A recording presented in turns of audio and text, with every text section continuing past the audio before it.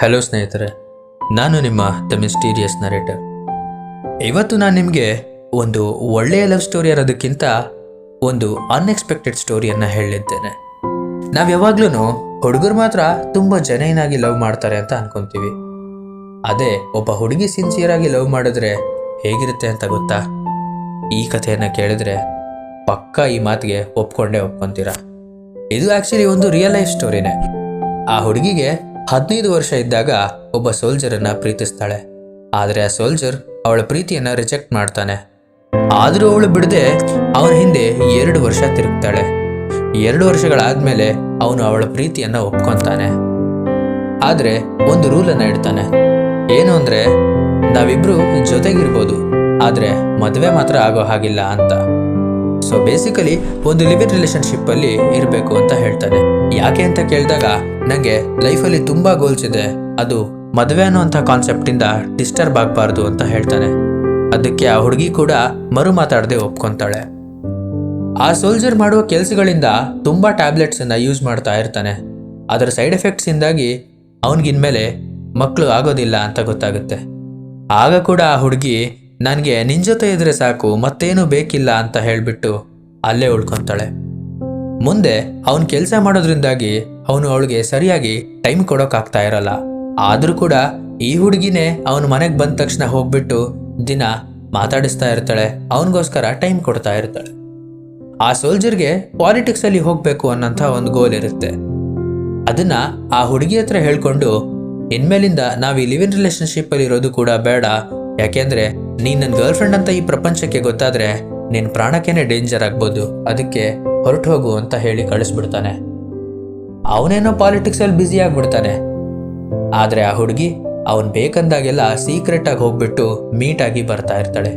ಇಷ್ಟೆಲ್ಲ ಕಷ್ಟಪಟ್ಟೂ ಕೂಡ ಅವಳು ಆ ರಿಲೇಷನ್ಶಿಪ್ಪನ್ನು ಬಿಟ್ಕೊಡೋದೇ ಇಲ್ಲ. ಅವನು ಪಾಲಿಟಿಕ್ಸಲ್ಲಿ ಎಂಟರ್ ಆಗ್ತಾನೆ, ಸಕ್ಸಸ್ಸನ್ನು ಕೂಡ ಕಾಣ್ತಾನೆ, ಆ ಕಂಟ್ರಿಗೆ ಪ್ರೆಸಿಡೆಂಟ್ ಕೂಡ ಆಗ್ತಾನೆ. ಆಗಲೇ ವರ್ಲ್ಡ್ ವಾರ್ ನಡೀತು. ಅವನ ಕಂಟ್ರಿ ಸೋಲೋದಕ್ಕೆ ಸಿದ್ಧವಾಗಿ ನಿಂತಿದೆ.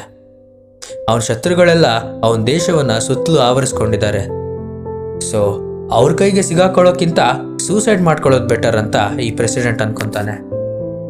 ಸೂಸೈಡ್ ಮಾಡ್ಕೋಬೇಕು ಅನ್ನೋಂಥ ವಿಷಯ ಈ ಹುಡುಗಿ ಹತ್ರ ಹೇಳಿದಾಗ, ಸರಿ ಹಾಗಾದರೆ ನೀನಿರಲ್ಲ ಅಂದಮೇಲೆ ನಾನು ಕೂಡ ಇರಲ್ಲ, ನಾನು ನಿನ್ನ ಜೊತೆ ಸತ್ತೋಗ್ತೀನಿ, ಆದರೆ ಅದಕ್ಕಿಂತ ಮುಂಚೆ ನನಗೊಂದು ಕೊನೆ ಕೋರಿಕೆ ಇದೆ, ಅದನ್ನು ನೆರವೇರಿಸ್ತೀಯಾ ಅಂತ ಕೇಳ್ತಾಳೆ.